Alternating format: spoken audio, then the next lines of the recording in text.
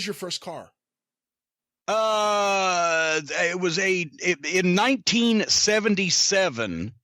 It was a 1973 Pontiac Firebird, and as I recall, it cost then used about $2,500. Wow, where's your inflation calculator? Do you have it handy to see? Damn, now, this was not a prepared bit. Well, hold on here a second. Now, I will say, I don't know whether we got took on it or not, but soon afterwards, every time you hit a pothole, the air conditioning went off. And you had to find another pothole that was kind of equally, stiff to get the air conditioning to turn back on. How did you find this vendor of used Firebirds? It was a local firm. No, hold on here a second. I'll tell you what $2,500 would be like here today. That bam. Holy mackerel, that was a $10,000 car? I think you got taken. Yeah. And, and that was before I put the stereo in it, back when you did such a thing. It had an AM/FM radio. But we had to have the cassette back in those days. Now, you didn't actually put... You fucking depressed me. But it was a nice car. Now, you didn't actually put the stereo in. You hired someone to do it, correct? Oh, good God, yes. No, okay. My God, I would have electrocuted myself or, smashed the dashboard with a sledgehammer or some fucking thing in a fit of pique. Because, there are people who have that thought. They're like, how come Jim was like really at the cutting edge of technology with VCRs and Betamax, but like he isn't with cell phones and this and that? And if you had said that you put in your own car stereo, I'd been like, there's the greatest example of it all. No, because here's the thing. I have never claimed to be able to do anything involving wiring anything into anything or whatever the fuck, especially to electrical things and car batteries and shit you could blow up and things. I was more than happy to patch cords into VCRs and when you could actually use physical tape that you could see in your hand and that you could cue up. And that you had infinite control over in your, and instead of now this goddamn fictitious shit that's in there in the computer somewhere, but you can't really put your hands on it. But anyway, no, I didn't install my own goddamn, because God did it for like fucking $50. So why am I going to do that? When you say tape, it made me think of this, but when you would take photos at the wrestling shows, which obviously you did for so many years, did you always hold up the negatives after the fact, after you got the film back, and look through them first? Well, yes, because that's what I was. If I went to the matches on a Tuesday night in Louisville Gardens, I would take several photo albums, contained all the pictures, not only the new stuff from last week for the guys last couple of weeks for the guys to go over, but then I would put them in sections so they could look, because Bill Dundee might want 100 copies of 10 or 12 different 4x6s. Or he might want, but let's get 8x10s. Give me 100 8x10s of this one, and this one. Or the Fabs, or Lawler, or Dutch. I mean, the Fabs one time, I delivered them fucking 2,000 4x6s and 300 or 400 color 8x10s. And they were asking for more 2 weeks later. So after I would go to the match, shoot the matches, show the guys the albums, write down what they wanted, get back to the house, pop one of the pizzas I had in the freezer. Actually, we'd go eat at a place called Hassenauer's after the matches in Louisville. It's not there anymore. They had an excellent hot brown.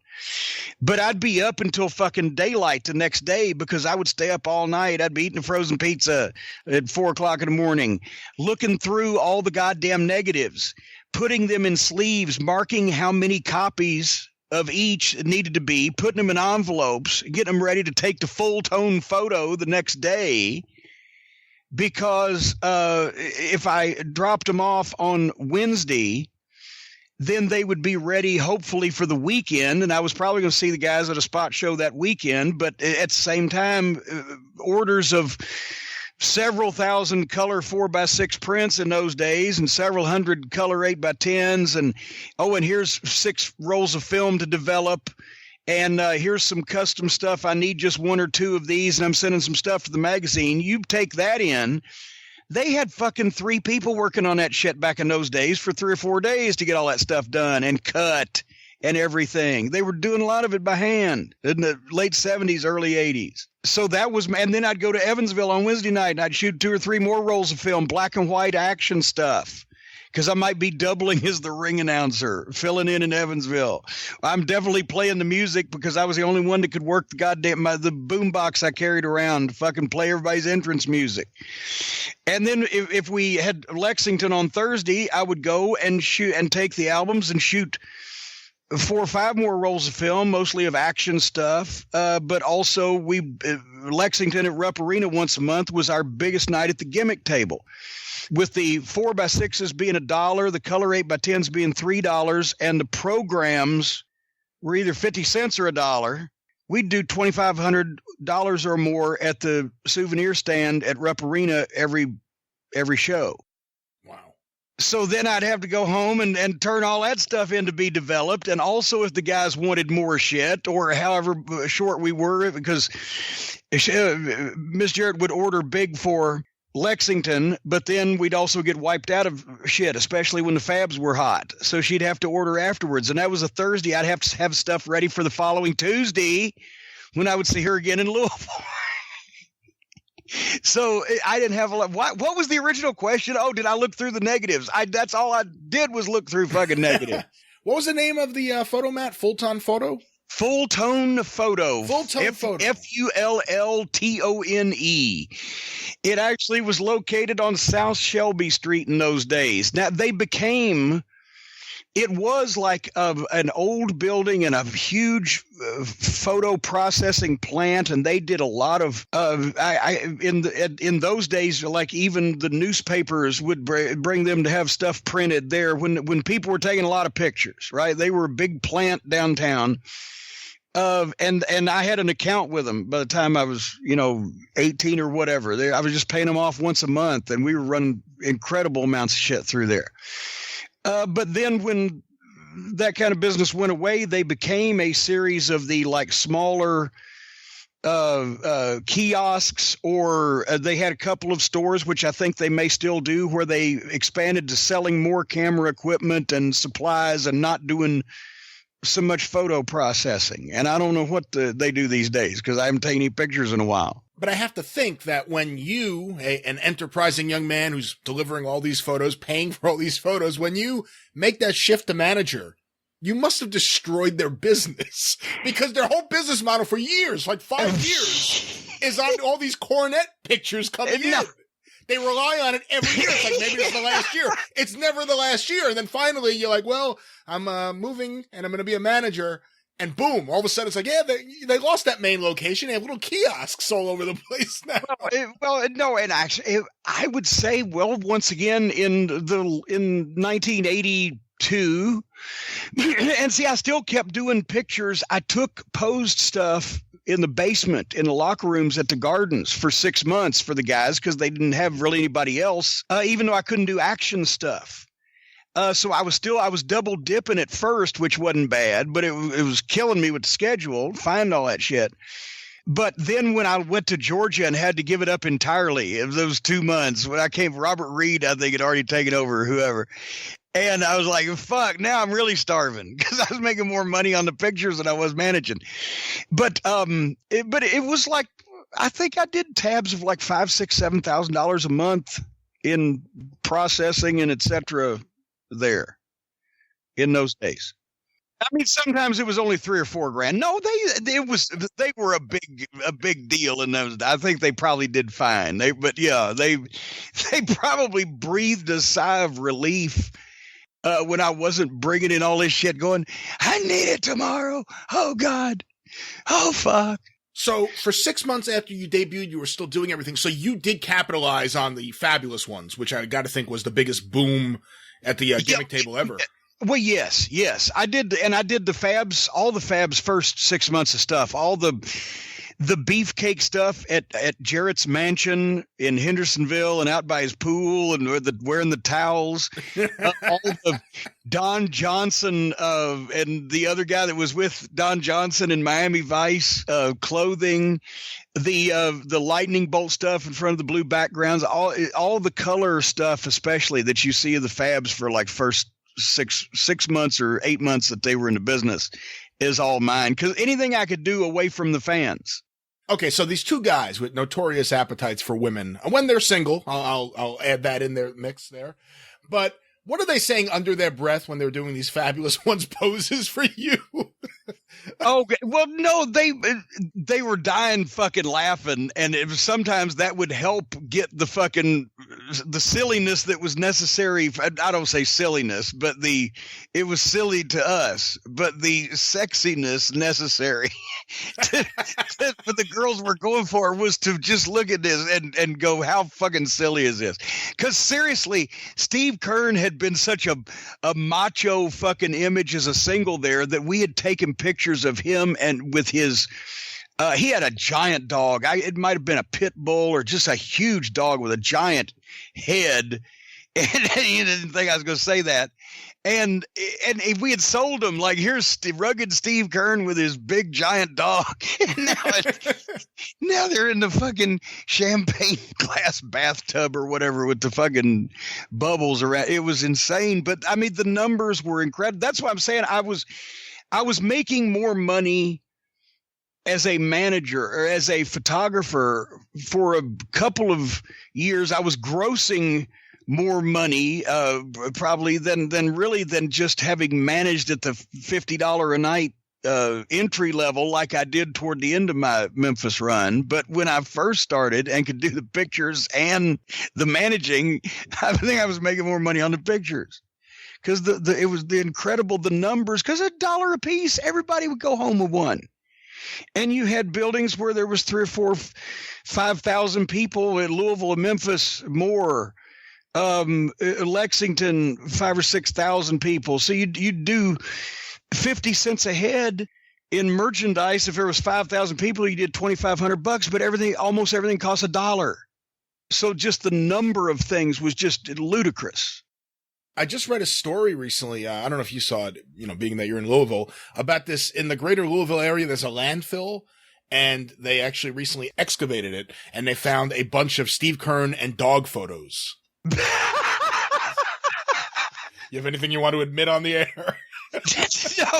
No, they were very good friends, just good friends. They were not in any way in a serious relationship. No, he was a big old sloppy old dog there. What did you do with the stuff you couldn't sell after a while? Like, if a guy left the territory or something and you still had extra copies?